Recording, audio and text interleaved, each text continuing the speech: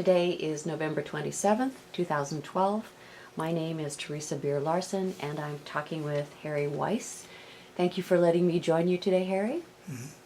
And You're welcome. Do I have your permission to talk to you today and record your voice in your picture? Yes. Great. Please tell me when and where you were born. I was born in Pittsburgh, Pennsylvania on February the 15th, 1923. And you also went to college in Pennsylvania, didn't you? Yes. Where did you start to college? It was at that time Carnegie Institute of Technology. It's now called Carnegie Mellon University. When you were in college, World War II started, and I know that you have been interviewed by the Library of Congress regarding your experience. So Ames Historical Society would like to have the benefit of your comments as well. Thank you. What prompted you to join the service? I was drafted. Tell me about that. For a younger audience, they might not understand. What was that like? I did try to enlist in both the Air Corps and the Navy, neither of which would take me because of my glasses. So I figured that I knew I was going to be drafted into the Army, so I just waited till I was drafted. Do you happen to still have your notification or something Yes, I have my 1A classification. Did you have to register for the draft, or did that? Yes. Yes. And as soon as I turned 18. Mm-hmm. So, when you knew you were going to be drafted, and you were drafted, what was your first stop? What did I first think? What was your first stop? Yes. I thought it was going to be quite an adventure. I'd never really been away from home for any length of time until that point. So I was leaving home to a strange place with strange people that I had never met. It was going to be quite an adventure. Of course, I was sort of, I guess frightened is not quite the word, but I was...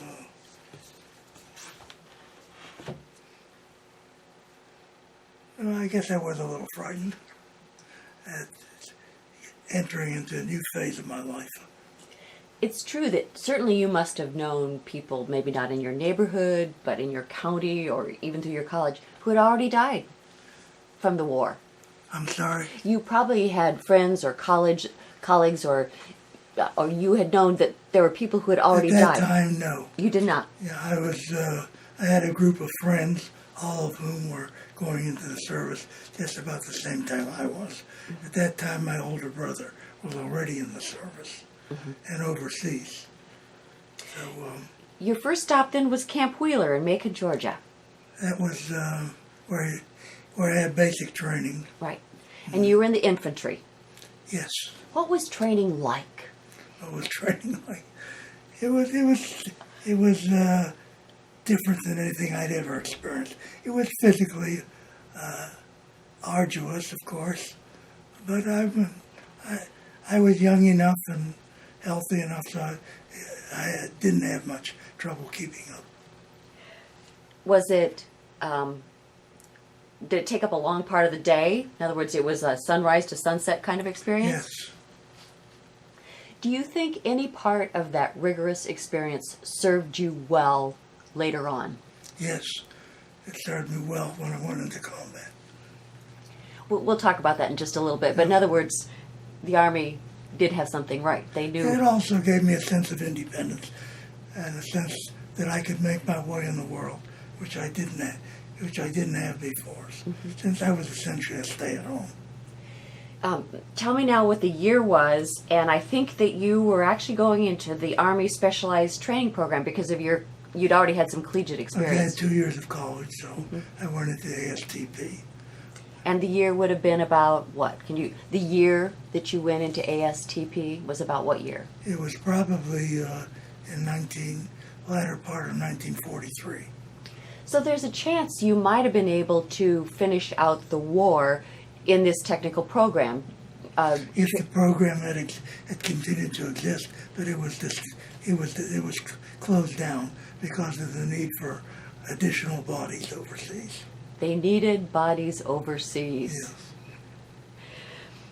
So, if they needed bodies overseas, that must have meant you were directed towards Europe. Mm-hmm. What happened? Where was your next stop then? After the Army ASTP, after it was ASTP? Fort Bragg, North Carolina, where I joined the 100th Division. How big is a division? How many people are in a division? Yeah, I really don't know. Okay. I could look it up, but I don't remember. Okay, so at that point you're in this Yeah, big division divided into regiments. Mm-hmm. The regiment divided into battalions. Battalions divided into companies. And the companies are divided into platoons plus supporting organizations. So you're talking in thousands in a division. And at this particular place, did you get more training before you were Yes. shipped? Okay. Yes. And what happened And then? then it was as part of a unit rather, as part of an identified unit, because I knew that I was in 3rd Platoon in Company C of the 1st Battalion of 397th Regiment. And that's all you could say if you were ever picked up. Your name, rank, and serial number. And you were at Camp Kilmer, if I understand? No. Not yet. Fort Bragg, North Carolina. Fort Bragg, North Carolina. Camp Kilmer was the place where we took off Okay. to go overseas. All right. So Fort Bragg was that step, and then you went to Camp Kilmer. Yeah, that was in September of '44. All right. You had to get across the Atlantic Ocean Yes. to serve. What kind of a vessel were you in? It was called a Liberty ship, A Liberty ship. called the George Washington, which before World War I had been a German luxury liner. It had been captured and converted into a troop transport. There were a number of such Liberty ships, and I don't remember how many there were in the convoy, but in addition to the Liberty ships, we had a Navy escort taking us overseas. So in September of 1944, you shipped out, and then No, in October. October We shipped out. 1944, and hundreds of people aboard this Liberty ship, and I'm guessing, even though it was a German luxury liner in its first life, Yes. it was not luxury. No, luxurious. we had the whole regiment crammed on top of the ship. Did you have to sleep in shifts? We ate in shifts. We slept in hammocks. A lot of us, although it was not encouraged, a lot of us tried to get on top, out in the open rather than sleeping in enclosed, cramped quarters down below. More training, more tempering the steel, so to speak. We had physical exercises on board ship so we wouldn't get too lazy. But there was no infantry training, if that's what you mean, on board the ship. Do you recall about how long it took to get across the Atlantic? 14 days. We embarked on the 6th and landed on the 20th. Did people suffer from seasickness? I didn't. A lot of people did. Fortunately, I don't know why I didn't, because I spent a lot of time working in the mess hall. So you went through the Straits of Gibraltar, Yes. and just for historical purposes, had those been secured by the Allied forces by the time Oh, you yes. went through? The African campaign was over Okay. at that time. Because that could have been a Yeah, don't dangerous forget, this spot. was after D-Day. Yes. D-Day was in June 6th of '44. And so the North African and Italian campaigns were both over, and the concentration was on France and Germany. So, speaking of France and Germany, then your Liberty ship rounded the Iberian Peninsula, and Yeah. then where did you come in? Marseille. At Marseille. But when I say the ship comes in, it wasn't like you pictured ships coming up to a dock and people just casually getting off. No. We embarked off rope ladders into smaller craft, and then we were rowed or motored to the shore. And what did you have on your back, or what did you carry with you? Full pack, about 20 pounds worth of equipment. And our rifles, of course. that's really all you had to your name. That's right. We carried everything we owned. We carried on our backs. So if you landed in Marseille, where was your next spot? I can't pronounce it. This is a picture of one of the ships. I think it's actually one of the Navy escort vessels rather than a Liberty ship. Before we just leave the life on the ship, tell me a little bit about, you said you had meals and then you worked in the mess hall. How many meals a day did you get? 2. Only 2? Yep. You only had time for 2. There were so many people on board. Mm-hmm. And you were looking for the name after Marseille when you got there. You climbed down your rope ladders to get to small boats, and then I think you had to march to your next destination. I know what it is. We marched about 12 miles near a town called Saint Helene. Mm-hmm. It's spelled Saint Helene, but it's pronounced Saint Helene. And how close were you to the front line, as it were, to the action? 5 or 6 miles at that point. Only 5 or 6 miles? Mm-hmm. What was your first duty then after you marched the 12 miles? What was the next thing? We set up pup tents. We stayed there for about 12 days. Any hot meals? Yeah, we had hot meals at that time. Mm-hmm. And then we got on trucks and jeeps, moved up to the front lines. And that's when combat started. And my first night I woke up in a foxhole half filled with water. You woke up in a foxhole half filled with water? Yeah. Was it raining and storming? It had rained, yeah.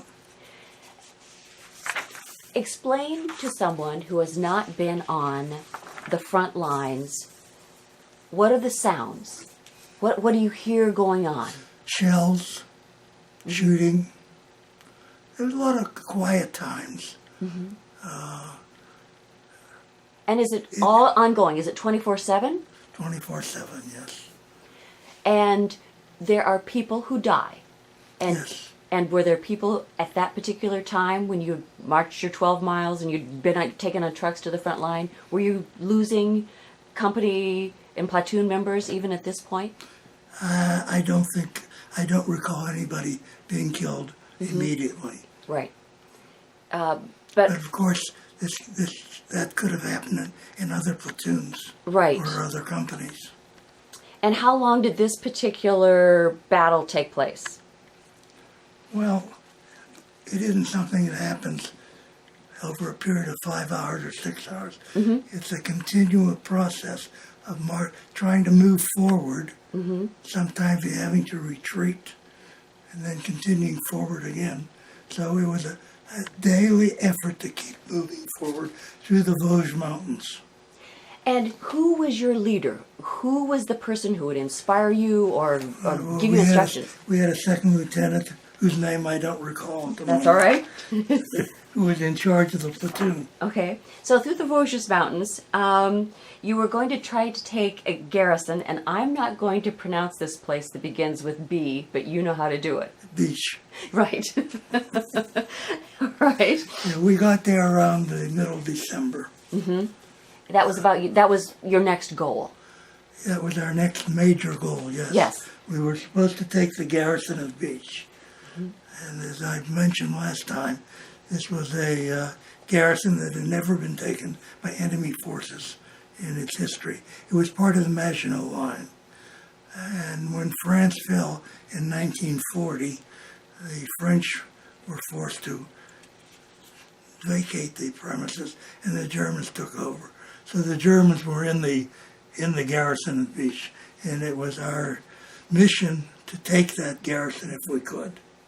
What were the techniques? Was it surging forward, falling back, surging forward, falling back? Well, for a while we were just sitting quietly in our foxholes, and occasionally we would take forays around the surrounding area because there are always patrols moving around, and There were German patrols, there were American patrols. Sometimes we'd encounter each other. There'd be a brief shooting war going on. Then we'd retreat back to our foxhole. But there was not a concerted push to overtake a particular portion of the garrison. That would have involved using explosives as well as artillery, which we weren't doing at the moment. We were sort of in a holding phase at the middle of December. So this was maintenance, so to speak, keep them Yes. contained. Did I understand that correctly? That's a good word, yes. Okay. And just remind me again, what kind of a gun did you have? Well, originally I was carrying the Browning automatic rifle. Right. That's familiarly called the BAR. Mm-hmm. But by that time, I had been promoted to staff sergeant, which was second in command of the platoon. So I was carrying an M1, the Durand M1. Okay. You're now second in command of the platoon, and is it true that about this time you started hearing things about the Battle of the Bulge? Yes. Yes. What did you hear? We started hearing rumors that there was a terrific battle going on north of us in the Ardennes. And of course, we didn't know at that time it was called the Battle of the Bulge. We found that out later. So we were taken off our mission to take the garrison of Weiss and to put into the fight to support the troops going on, the warfare going on around the Battle of the Bulge. But at the same time, shortly after the Battle of the Bulge, the Germans, this is something I found out subsequently later, made a determined push to break through the front lines of the 7th Army, an operation that they call North Wind. And we got involved in that. And that was a continual battle, forward and backward, but overall we kept moving forward until things settled down about March. You were in a very strategic location. Yes, You were really on a historical pivot point. that's right. In fact, there's been a whole book written about the work the warfare that we encountered while we were there, just about the 100th Division. I just have to ask this kind of a comfort question. Yes. We're talking about December. We're talking about being cold. And we're talking about you're living in a pup tent. Yes. Can you talk to me about... We didn't live in the pup tent after. Okay. Once we got to the front lines, we lived in foxholes. Or if we found an abandoned building, we could get in there. But we didn't have the opportunity to set up pup tents. So we're talking about a very Spartan and difficult thing to do. It was difficult. Yes, it was difficult. So let's return to the business about basic training. Was there anything about basic training that prepared you for this kind of Spartan and scary? Well, yes and no. The basic training, of course, built us up physically. It also taught us how to shoot. I'd never shot a gun before in my life before I went into basic training. So to that extent, basic training, of course, helped. Mm-hmm. But when you're in actual combat, there's very little that you don't learn firsthand. And speaking of learning things firsthand, I think it was about the time that your particular platoon was involved with Northwind that you got shot. No, I didn't get shot. I was wounded by a piece of shrapnel Okay. from a German shell. All right, that's good to be accurate. So Yeah. if you're wounded by a piece of shrapnel from a German shell, Yeah. where did it hit you? It hit my left arm just above the elbow. Mm-hmm. And it drilled a nice clean hole through my left arm. Fortunately, it didn't hit any bone. So it did not hit any bone, but how do you get treated? How do you... Well, remember shrapnel? Well, you wouldn't remember. I don't remember. Shrapnel is usually pretty hot, and hot enough that it cauterized the blood vessels as it drilled through my arm. So there's very little bleeding. So I didn't really have to go back to the hospital. I just went back to Battalion 8 Station, and they put the equivalent of a Band-Aid on it. And then how I soon? was gone for about a week before I came back online. So you came back online to your foxhole with a hole through your arm. Yeah. Did that ever bother you later in life? No. Okay. So during this time, you're living in a foxhole. What are you living off of? I mean, what are you eating? C rations and K rations. Describe for me C rations and K rations. I don't remember the difference between them. They usually consisted of a can of meat, like Spam, a couple chocolate bars, a pack of cigarettes, some biscuits. That's about it. Uh-huh. Oh yeah, and some vile concoction, which was supposed to be like lemonade. Vile concoction that was supposed to be lemonade. It was a powder which was supposed to mix with water and drink.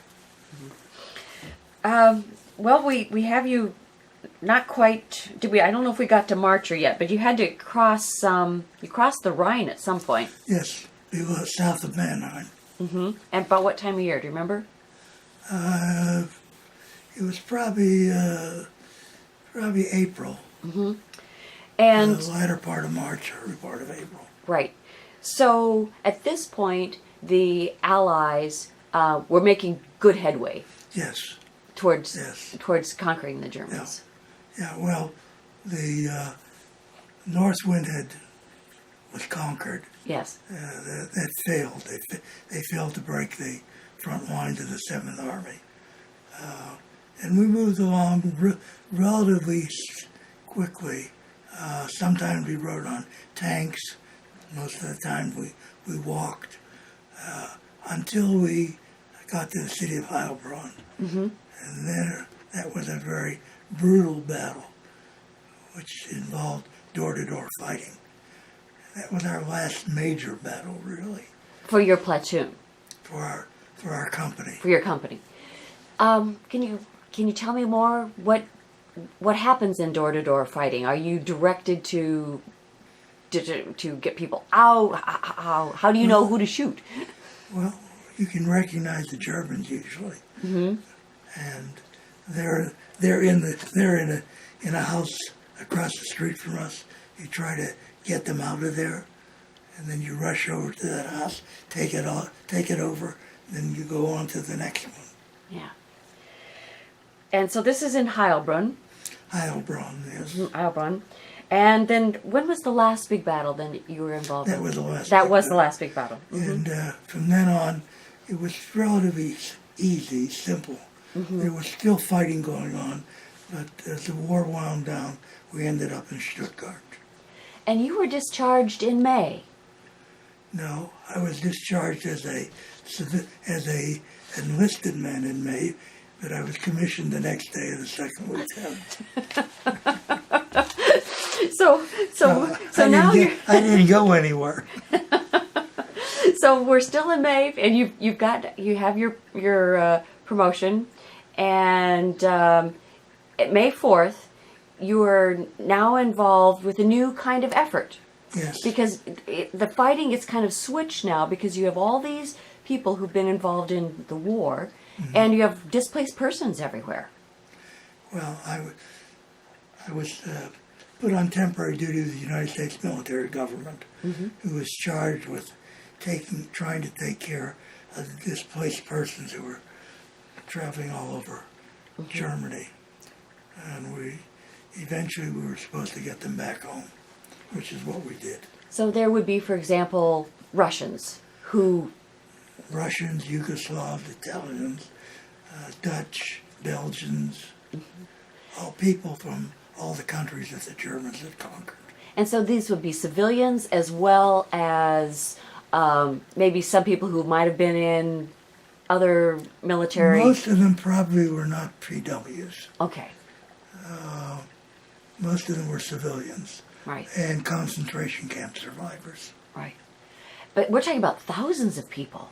I'm sorry? We're talking about thousands of people. Yes. And describe for me what a camp might have looked like that you would help these people. Well, we would take over some sort of a barracks to house them. The first place we were in, we took over a former Wehrmacht barracks. I still pronounce it the German way. So these were former German barracks that you've now taken over to help these displaced persons. Yes. Yeah. Okay. And we hired a German doctor to provide medical services, and we were able to get food for them from army depots. Mm-hmm. And, so the U.S. government was feeding all these yes, people who've been displaced. That's right. That's correct. Okay. Yeah. And then eventually we were able to commandeer German trains to transport them back to their home countries, or at least back to their zone of occupation. Mm-hmm. In the case of the Russians, that would be. Mm-hmm. After being involved in foxholes and door-to-door fighting, this must have felt better to you to help people in a different way. Yes, it was a very interesting experience because I got to see a lot of people from all parts of Europe, talk to them. Mm-hmm. Do you think it impacted you in the rest of your life in some way? Yes, very much so. How's that? One instance in particular, at that time, Yugoslavia was involved in almost a civil war, and there were people from both factions from Yugoslavia that we had to deal with in the camps. Mm-hmm. And later, that was still an issue throughout time, too. Yes. Yugoslavia being sort of held together, different kinds of factions in Yugoslavia getting held together. Mm-hmm.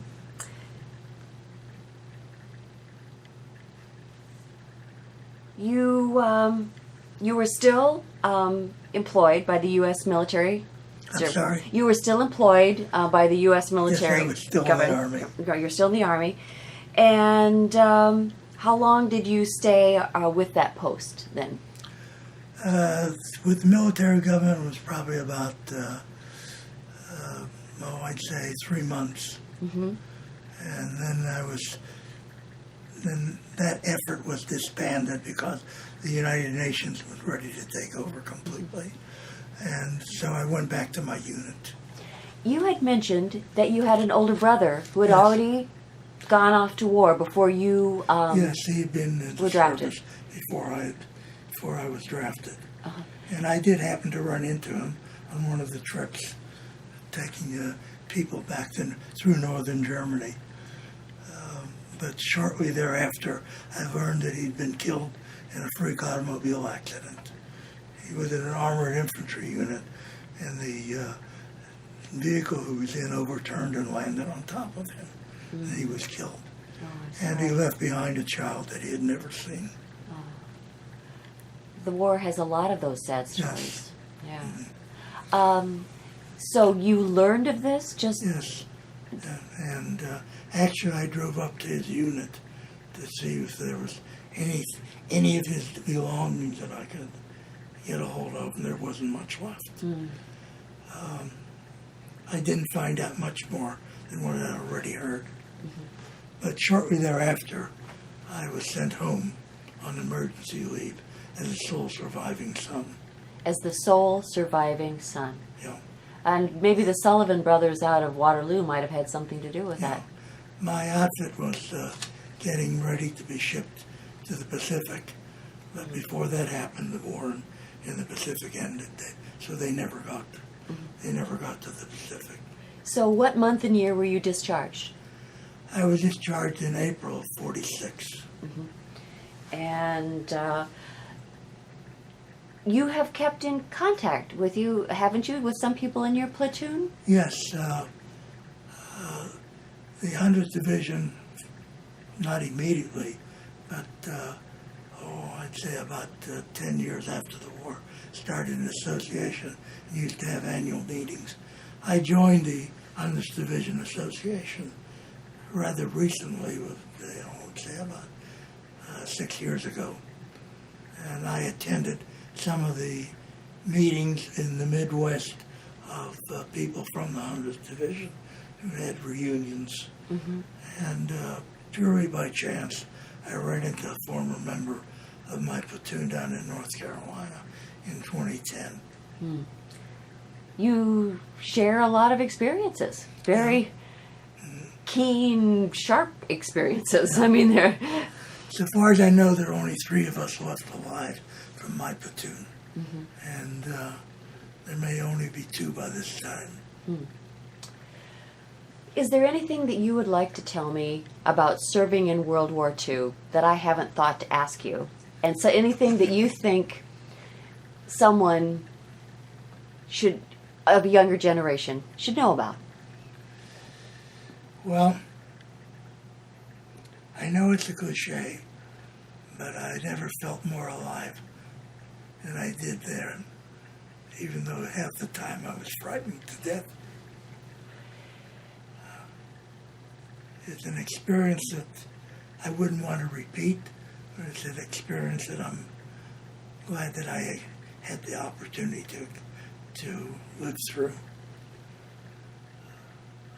I wouldn't want any of my children to have to serve in any war, and fortunately, none of my children have had to.